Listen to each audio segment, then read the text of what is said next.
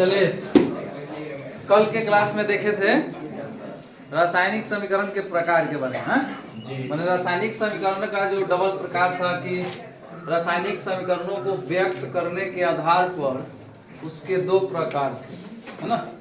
रासायनिक समीकरण को दो प्रकारों से व्यक्त किया गया था, जिसमें पहला है शब्द समीकरण, सूत्र समीकरण, और दूसरा है शब्द समीकरण। दूसरा शब्द समीकरण, आवाज नहीं मारो, समीकरण। अब रासायनिक समीकरणों को व्यक्त करने के लिए कहा गया कि यदि रासायनिक समीकरण को सूत्रों के माध्यम से व्यक्त किया जाएगा, जैसे संकेत के रूप में अगर उसका सूत्र लिखा जा रहा है, जैसे Mg प्लस O2, अगर मैग्नीशियम को ऑक्सीजन के साथ संयोग करवाएं तो मैग्नीशियम ऑक्साइड बनता है, यानी 2MgO हो जाएगा। तो यह एक सूत्र है, संकेत है, उसका एक सूत्र बनाता है यह मैग्नीशियम ऑक्साइड का। तो यह सूत्रों के द्वारा व्यक्त किया गया, इसलिए इसे सूत्र समीकरण कहा गया। अब यही अगर शब्दों में लिख दिया जाए, Mg के जगह पर लिखा गया मैग्नीशियम,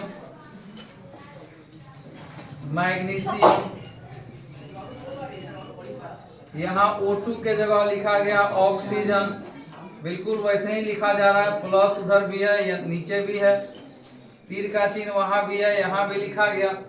मैग्नीशियम के साथ जब ऑक्सीजन मिलेगा तो मैग्नीशियम ऑक्साइड बना देगा, मैग्नीशियम ऑक्साइड।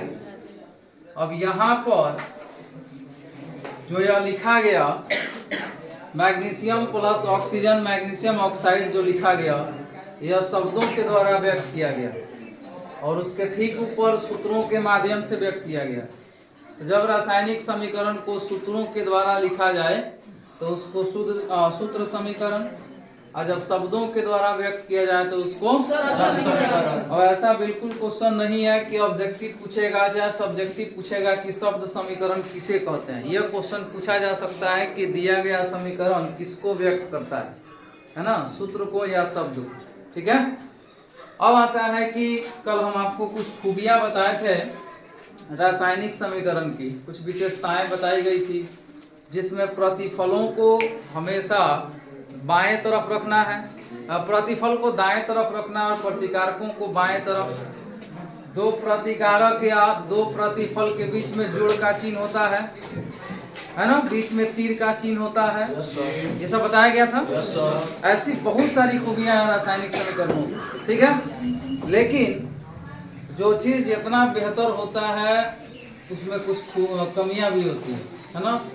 दुनिया की फितरत है कि कोई वस्तु जितनी खराब हो उतनी अच्छी भी होती है ना। किसी भी वस्तु को देखने के दो पहलू होते हैं, जैसे सिक्के में दो पहलू हैं, है ना।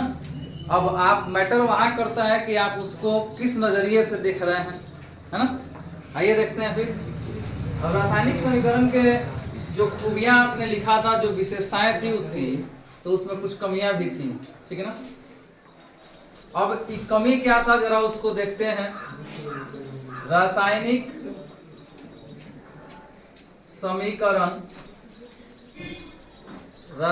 समीकरण की सीमाएं, ये होगा क्वेश्चन लिखेगा कि रासायनिक समीकरण की सीमाएं क्या हैं, चाहे रासायनिक समीकरण की कमियां क्या हैं, ये दोनों चीज लिखा जा सकता है। तो आपने देखा कि यहाँ लिखा हुआ है मैग्नीशियम ऑक्सीजन मैग्नीशियम ऑक्साइड, तो इसमें इसका पता कर पाना कि यह मैग्नीशियम चाहे ऑक्सीजन चाहे मैग्नीशियम ऑक्साइड किस रूप में है, कौन सी अवस्था में है, ये तो पता नहीं चल रहा। यहाँ कहीं पता चल रहा है इसको देखने से कि मैग्नीशियम यहाँ ठोस है चाहे ऑक्सीजन गैस है, कि हम जानते हैं कि ऑक्सीजन गैस है तो हम समझ पा रहे हैं। लेकिन इन समीकरणों में लिखा कहीं आपको ऐसा कुछ लग रहा है जिससे पता चल सके कि यह गैस है कि ठोस है कि द्रव है ना। यानी सबसे पहली कमी इसकी यह है कि इससे अवस्था का पता नहीं चलता है, इससे अवस्था का पता नहीं चलता है। यानी रासायनिक समीकरण को देखकर यह नहीं बताया जा सकता कि वह ठोस है कि द्रव है कि गैस है, नहीं चलता। यानी इससे ठोस, द्रव और गैस का पता नहीं चलता है। रासायनिक समीकरणों को केवल देखने मात्र से इन अवस्थाओं का पता नहीं चलता है। क्लियर? दूसरा है कि इसमें अम्ल है कि क्षार है, इसका भी पता नहीं चल रहा। यहाँ पर अम्लों की सांद्रता, अम्लों की सांद्रता, अम्लों की सांद्रता का पता नहीं चलता है, नहीं चलता है। रासायनिक समीकरण को देखने से यह मालूम नहीं है, मान लिया कि अगर वह अम्ल है, अम्ल अभिक्रिया कर रहा है, जैसे कल हम जिंक के साथ H2SO4 को मिला दिए थे, तो H2SO4 जो कि सल्फ्यूरिक अम्ल है, तो अम्ल को मिलाया गया था, तो ये हम कह रहे हैं आपसे कि सल्फ्यूरिक अम्ल है, चाहे आप याद करके आए हैं सूत्रों को कि यह सल्फ्यूरिक अम्ल है, लेकिन ऐसा कहीं पता नहीं चल रहा है कि यह सल्फ्यूरिक अम्ल है ऐसा करके। तो अम्लों की सांद्रता का पता नहीं चलता। अब सांद्रता क्या है? तो घुलनशीलता, विलयनता, 9th क्लास में पढ़े थे, विलयन की सांद्रता। तो यह सांद्रता घुलनशीलता है। तो कोई भी वस्तु जब घुलती है तो उसके लिए सबसे सार्वत्रिक विलायक जल होता है ना? yes, अब जल में हर वस्तु घुल जाती है, तो अब यहाँ सांद्रता अम्लों की है जल के साथ। तो जल में घुलनशीलता के आधार पर अम्लों के दो प्रकार होते हैं, एक होता है सांद्र अम्ल और दूसरा होता है तनु अम्ल। एक होता है सांद्र और दूसरा तनु होता है। अब सांद्र जो अम्ल होता है, अब एक लाइन यहाँ भी देख लेते हैं। सांद्र जो होता है उसमें जल की मात्रा कम होती है, जल की मात्रा कम होती है और इसके अलावा अम्लों की मात्रा अधिक होती है, अम्लों की मात्रा अधिक होती है। जब किसी विलयन में, जब किसी अम्लीय विलयन में अम्ल की मात्रा ज्यादा हो और जल की मात्रा कम हो, उसको सांद्र कहते हैं या पावरफुल होता है, ठीक है ना? जब किसी विलयन में अम्ल की मात्रा कम हो और जल की मात्रा अधिक हो, अम्ल की मात्रा कम हो और जल की मात्रा अधिक हो, तो ऐसा विलयन तनु कहलाता है। अम्लों का यह विलयन तनु कहलाता है। वजह यह है कि यहाँ पर अम्लों की जो सांद्रता है वह जल में घुलनशीलता को प्रदर्शित करता है, ठीक है ना? yes, जल में घुलनशीलता को प्रदर्शित करता है। अब यहाँ पर क्वेश्चन यहाँ से यह भी बनाया जाएगा, ये तो दूसरे चैप्टर का है, अम्ल, क्षार और लवण, जहाँ आपको समझाया जाएगा बेहतर ढंग से। आया है टॉपिक तो सुन लीजिए। अम्ल को सांद्र से तनु बनाया जा सकता है, लेकिन तनु से सांद्र नहीं बनाया जा सकता, है ना? अधिक से कम हो सकता है, लेकिन कम से अधिक नहीं हो सकता। अब कैसे? आप तो ये समझ रहे हो कि कोई वस्तु कम हो तो उसमें उसकी मात्रा अगर ज्यादा रख दें तो ज्यादा नहीं हो जाएगा, लेकिन यहाँ कम और ज्यादा का मतलब है इसकी प्रबलता से, इसकी प्रबलता से। और प्रबलता कैसे ज्यादा नहीं हो सकती? तो मान लिया कि किसी पात्र में कहीं बर्तन है, उसमें हमने 1 लीटर कोई अम्ल रखा है। अब हम क्या करें कि इसकी मात्रा अगर बढ़ानी हो, जिसमें 1 लीटर अम्ल रखा गया है, तो हमने आपसे कहा है कि सांद्र से तनु आप बनाइए। अगर इसकी प्रबलता बढ़ानी हो, जैसे मान लिया कि इसमें HCl है, हम जानते हैं कि दुनिया का सबसे प्रबल अम्ल 3 गो है, HCl, HNO3 नहीं तो H2SO4। अब इसमें ये प्रबल ऑलरेडी है, अब इसमें क्या किया गया कि और HCl रखा जाएगा, है ना? तो और HCl रखा जाएगा। तो देखिए ध्यान से, कहा गया है आपसे कि अम्ल को सांद्र से तनु किया जाता है, ऐसे में अम्लों की बूंद बूंद करके डाली जाती है। यानी जब भी अम्ल को इसमें डालेंगे तो अम्ल जो है हाइड्रोजन आयन को त्यागता है, और हाइड्रोजन आयन जो कि विद्युत धनात्मक है, जिससे अपार मात्रा में ऊर्जा की प्राप्ति होती है। अगर ऐसा निरंतर हुआ तो जिस बर्तन में आप अम्ल को रख रहे थे वो टूट सकता है।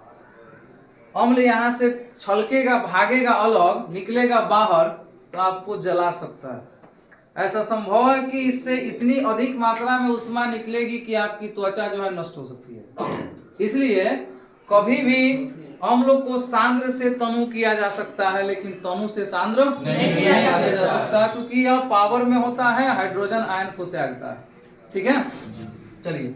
तो यहाँ रासायनिक समीकरण में लिखा गया कि अम्लों की सांद्रता का पता नहीं चलता है कि वह सांद्र है या तनु है। क्लियर? इसकी तीसरी बात यह है कि इसमें रासायनिक समीकरणों के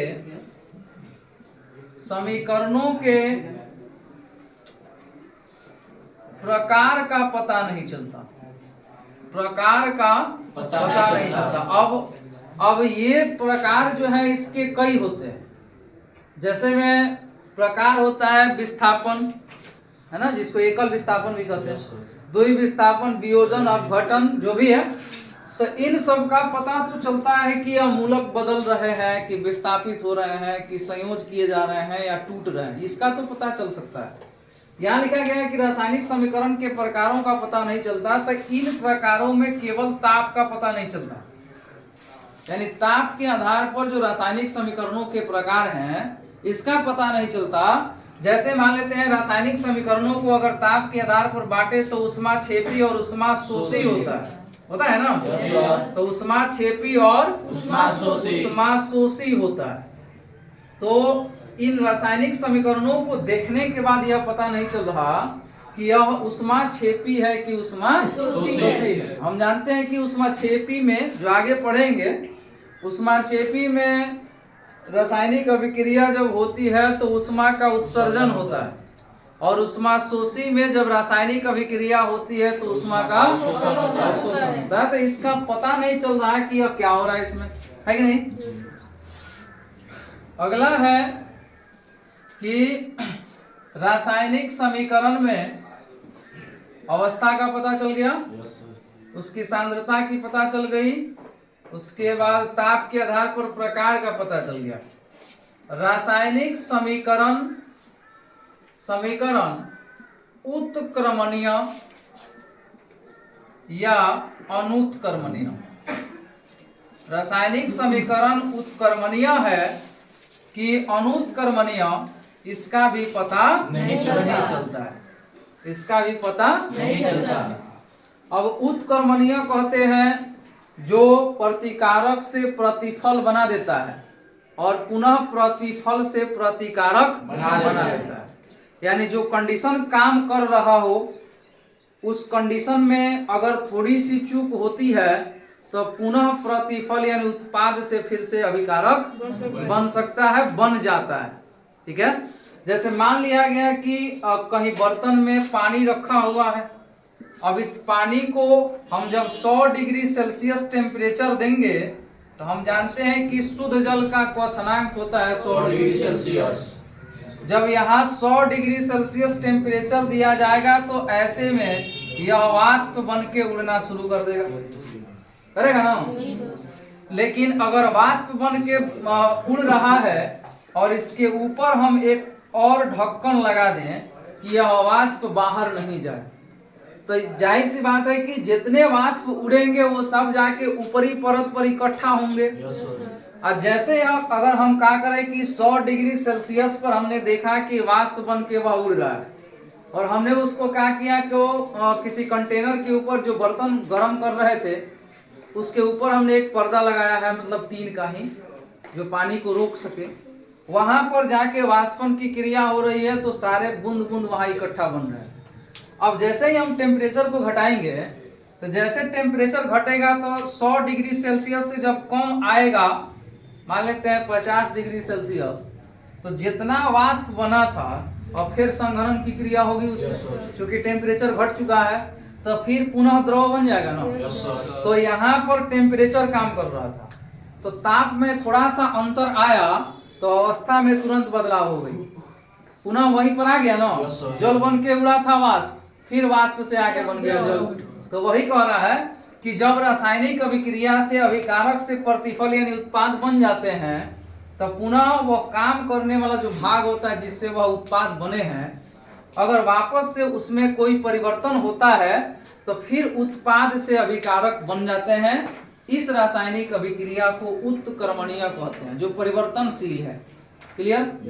और अनुत्कर्मणीय है, जो एक बार हो गया तो हो गया, यानी एक बार प्रतिकारक से अगर प्रतिफल बन गया तो आप कुछ भी करके प्रतिफल से प्रतिकारक नहीं बना सकते। उत्कर्मणीय का एक उदाहरण है अमोनिया को बनाना। यह हमेशा याद रखिएगा, क्वेश्चन कई बार पूछा गया है कि अमोनिया बनाइए तो N2 प्लस H2 यह बनाता है NH3 अमोनिया, इसको संतुलित कर दिया जाएगा, है ना? संतुलित कर दीजिएगा, आंसर हो जाएगा। ये आता है कि कौन सा रासायनिक अभिक्रिया, तो इसका भी पता नहीं चल रहा है। अगला है रासायनिक समीकरण के गतिशीलता का पता नहीं चलता है। रासायनिक समीकरण के गतिशीलता का पता नहीं चलता है। अब रासायनिक समीकरण में गतिशीलता क्या है ना? जब भी टॉपिक लिखा जा रहा है तो आप उसका आंसर जो समझ रहे हो उसके ठीक विपरीत हो जा रहा है ना? यहाँ पर रासायनिक अभिक्रिया के प्रकार बताए गए थे, अब प्रकार में दुइयों को घटाया आपको। ये भी रासायनिक अभिक्रिया के प्रकार ही हैं, ठीक है, जो आपको पढ़ना है। लेकिन यहाँ पर उत्कर्मणीय और अनुत्कर्मणीय का पता नहीं चल रहा है, इसकी बात बताई गई, ठीक है। आगे है रासायनिक समीकरण के गतिशीलता का पता नहीं चलता। अब यहाँ पर रासायनिक समीकरण की गति जो है वो आपको इंटर में पढ़ना है, लेकिन यहाँ पर लिखा हुआ है गतिशीलता। अब इस गतिशीलता का मतलब है वही उत्प्रेरक जो प्रतिकारक के सांद्रता के दर को बढ़ा अथवा घटा देता है। तो वही जो रासायनिक समीकरण हो रहा है, जिसकी उपस्थिति में हो रहा है, उसका पता नहीं चलता है कि वह क्या है, यानी क्या है जिससे रासायनिक समीकरण जो है ना संपन्न हो रहा है, ठीक है ना। तो इस तरह की कुछ खूबियां हैं जो टॉप मोस्ट है, इसमें से क्वेश्चन पूछा जाता है। क्वेश्चन पूछा गया है कई बार, लघु में भी और दीर्घ में भी, कि रासायनिक समीकरण की क्या विशेषताएं हैं, चाहे रासायनिक समीकरण की खूबियां क्या है, ये पूछा गया। चाहे रासायनिक समीकरण की सीमाएं क्या है, चाहे कमियां क्या है, चाहे रासायनिक समीकरण के दोष लिखें, है ना, सीमाएं लिखा हो, कमियां लिखा हो, चाहे दोष लिखा हो, सब वही है, ठीक है। अब देखिए, रासायनिक समीकरण को अगर कमी आ गई है, रोग होता है, तो उसका इलाज होता है ना, और इलाज बढ़िया होता है ताकि रोग फिर से दोबारा नहीं हो। तो चलिए, रासायनिक समीकरण की इन कमियों को दूर किया गया, ठीक है। कैसे दूर किया गया, यहाँ दिख रहा होगा। अरे हम नहीं दिखे कर चलेगा, दिख रहा है ना। चलिए यहाँ देखिए, कॉला दिया है कि इससे अवस्था का पता नहीं चलता है। तो इससे अवस्था का जब पता नहीं चल रहा था तो लोगों में खलबली मची थी। तो ऐसे में क्या किया गया, जो ठोस थे, रासायनिक समीकरण को लिखने क्रम में जो ठोस थे उसके बगल में एस लिख दिया गया। जो ठोस था उसके बगल में एस, जो द्रव था उसके बगल में एल, और जो गैस था उसके बगल में जी लिख दिया गया, है ना। सॉलिड, लिक्विड और गैस होता है। तो रासायनिक समीकरण में भाग लेने वाले अभिकारकों में यदि कोई ठोस पदार्थ था तो उसके ठीक बगल में एस लिखा गया, कोई द्रव था तो उसके बगल में एल लिखा गया, कोई गैस था तो उसके बगल में जी लिखा गया।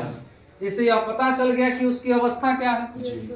दूसरा है कि अम्लों की सांद्रता का पता चल सके, इसके लिए अम्लों के आगे सांद्र या तनु लिखा गया, है ना।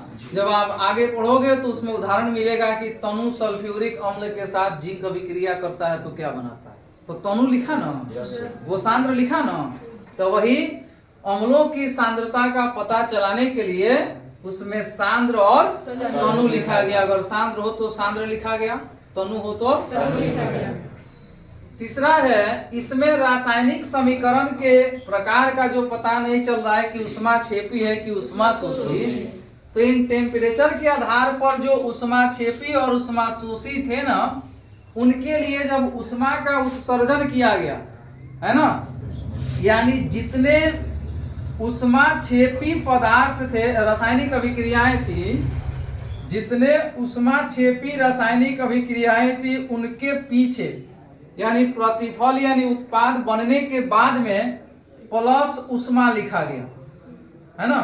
जो रासायनिक अभिक्रिया हुआ, जैसे यहाँ ऑक्सीजन के संपर्क में मैग्नीशियम ऑक्साइड बना है, तो ऑक्सीजन के साथ उष्मा का उत्सर्जन होता है ना, तो ऐसी स्थिति में यहाँ पर लिख दिया गया प्लस उष्मा। इससे यह पता चला कि यह प्रतिफल तो बन रहा है, लेकिन इसके साथ साथ उष्मा का भी उत्सर्जन हो रहा है। तो जब ऐसा रहा कि उष्मा क्षेपी जो थी उसके पीछे क्या लिखा गया, प्लस उष्मा, तो इसका उल्टा जहां उष्मा का अवशोषण किया जाएगा, यानी जो उष्मा शोषी रासायनिक अभिक्रिया थी उसमें लिख दिया गया माइनस उष्मा। इससे इसका भी पता चल गया। Yes sir. एक प्लस उष्मा लिख दिया गया और दूसरा माइनस उष्मा।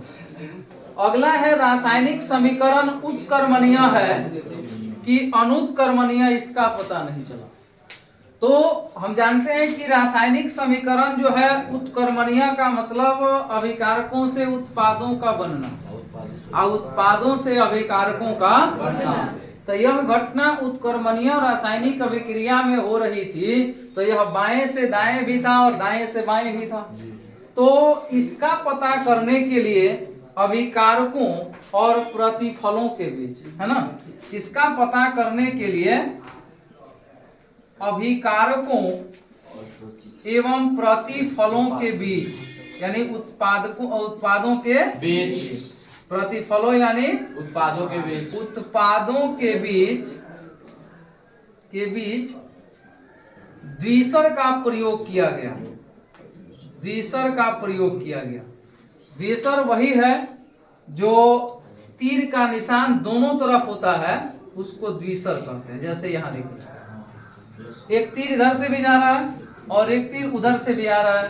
तो इधर अगर अभिकारक है, इधर उत्पाद है, तो जिस प्रकार यहाँ दोनों के बीच में एक तीर लगा है जो एक तरफ दिशा का निर्धारण कर रहा है, तो यहाँ पर द्विसर लगा हुआ है जो एक तरफ बाएं से दाएं जाता हुआ नजर आ रहा है और दूसरी बार दाएं से बाएं आता हुआ नजर आ रहा है। तो इसका प्रयोग किया गया, द्विसर का प्रयोग किया गया।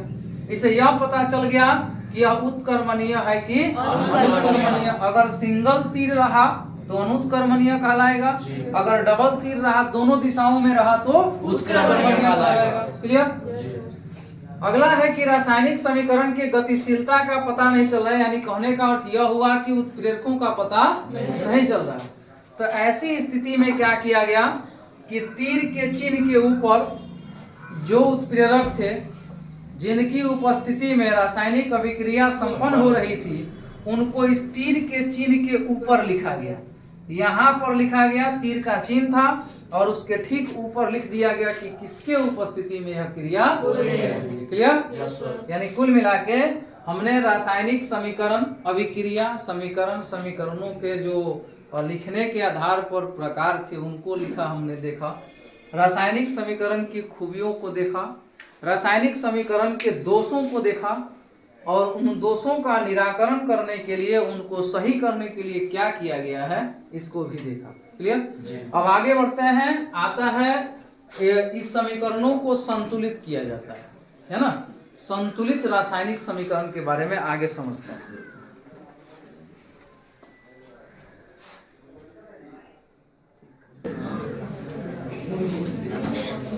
अब आते हैं संतुलित रासायनिक समीकरण। अगला टॉपिक है हमारा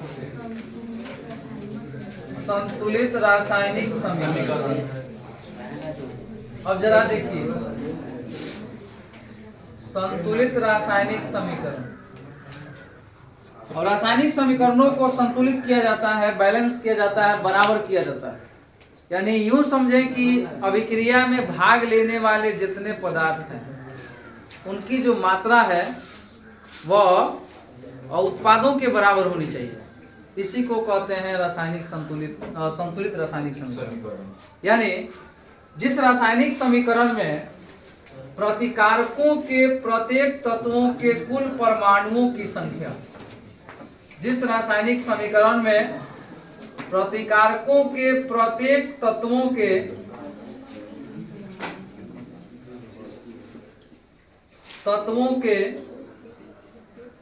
कुल परमाणुओं की संख्या प्रतिफलों के प्रत्येक तत्वों के कुल परमाणुओं की संख्या के बराबर हो तो उसको संतुलित रासायनिक समीकरण है ना। Yes sir. अभिक्रिया में भाग लेने वाले जो पदार्थ है उनमें परमाणुओं की जो संख्या है वह उसके फलस्वरूप बनने वाले पदार्थों में जो परमाणु है उसके बराबर हो, ठीक है ना, तो उसको संतुलित रासायनिक समीकरण कहा जाता है। क्लियर है? Yes sir. जैसे में यहाँ पर है मैग्नीशियम और ऑक्सीजन, यह जब रासायनिक अभिक्रिया करता है तो मैग्नीशियम ऑक्साइड बनाता है। अब मैग्नीशियम की जो संख्या होनी चाहिए यह अभिकारक है, यस सर।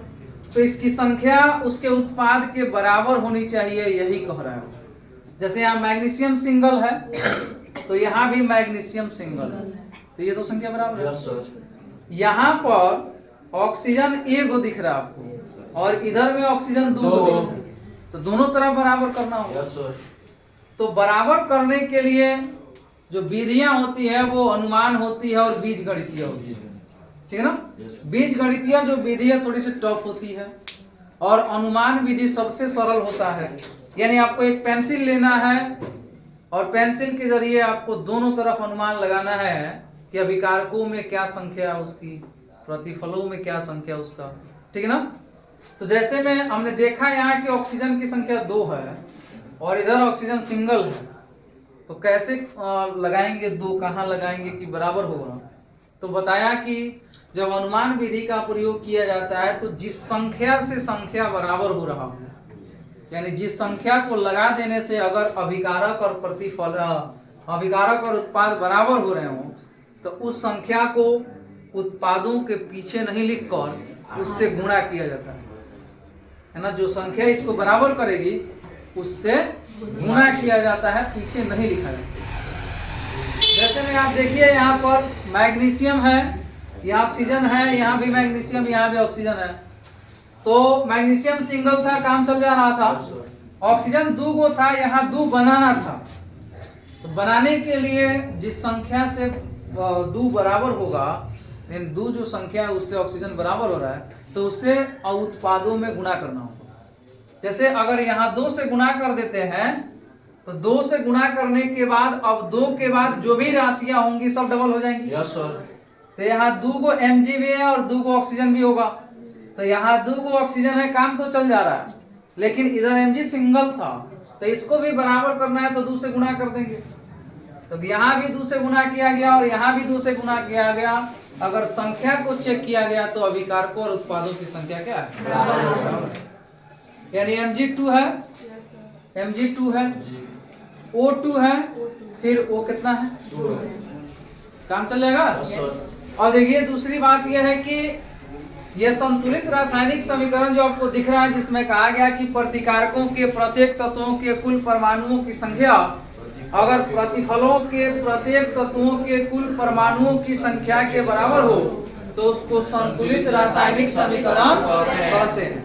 क्लियर है? अब सवाल आता है कि आखिर क्या वजह है कि रासायनिक समीकरणों को संतुलित किया जाता है ना। क्वेश्चन पूछेगा कि क्या वजह है कि रासायनिक समीकरणों को संतुलित किया जाता है। ऐसे भी तो छोड़ सकते थे, वैसे भी दिख रहा है कि हम मैग्नीशियम के साथ ऑक्सीजन डाले हैं तो MgO मैग्नीशियम ऑक्साइड का सूत्र होता है, तो क्या दिक्कत थी। लेकिन यहाँ पर सवाल ये उत्पन्न होता है कि आखिर समीकरणों को संतुलित क्यों किया जाता है। तो रासायनिक समीकरणों को लिखने के क्रम में आप 9th क्लास में पढ़े थे कि रासायनिक समीकरण जो है द्रव्यमान संरक्षण के नियम होता है उसमें का उसका अनुपालन करता है। तो यहाँ लिखा जाएगा क्योंकि रासायनिक जो समीकरण है वह द्रव्यमान संरक्षण का नियम, द्रव्यमान संरक्षण का नियम या द्रव्यमान संरक्षण का नियम या द्रव अविनाशिता का नियम, द्रव अविनाशिता, द्रव्य अविनाशिता का नियम, दोनों सेम बात है, दोनों को एक ही नाम से जाना जाता है। द्रव्यमान संरक्षण का नियम या द्रव अविनाशिता के नियम का अनुपालन करता है। नियम का अनुपालन करता है। जो रासायनिक समीकरण है वह द्रव्यमान संरक्षण का नियम या द्रव्य अविनाशिता के नियम का अनुपालन करता है। यही कारण है कि इसको संतुलित किया जाता है। अब यह नियम क्या है तो थोड़ा सा याद दिला दें आपको।